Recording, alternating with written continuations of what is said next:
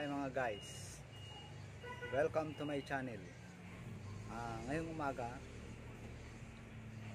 ay iikot ako dito sa paligid ng aming bahay. Titingnan natin yung ginawa ng bagyong Ulysses, ha?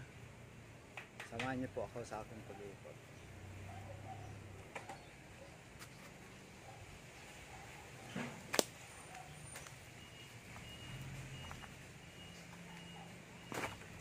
Ayan, punta na po ako dito sa welcome to Kuya Ram TV. Ayan, papakita ko po sa inyo yung ginawa ng bagyong Ulysses.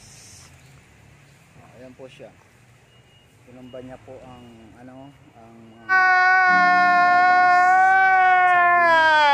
ayan po ang ginawa ng bagyong Ulysses.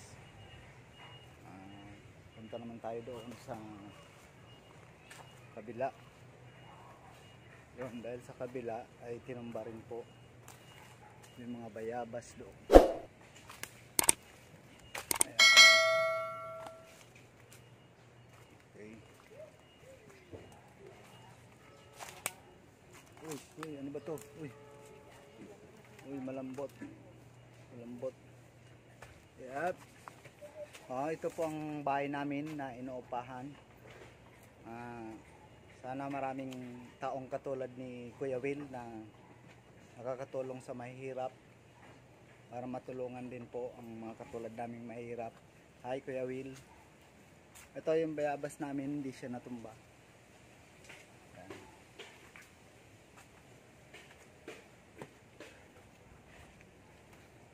Ito po dito sa kapitbahay namin. Few moments later.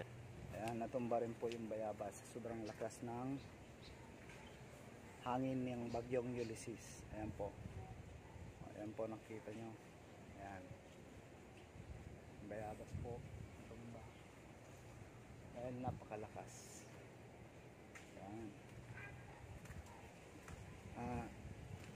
Magpapasalamat na lang po kami dahil yung bahay na inuupahan namin, ito siya, ay hindi giniba ng bagyong Ulysses. Okay, thank you very much and thank you for watching, and please subscribe my channel Kuya Ram TV.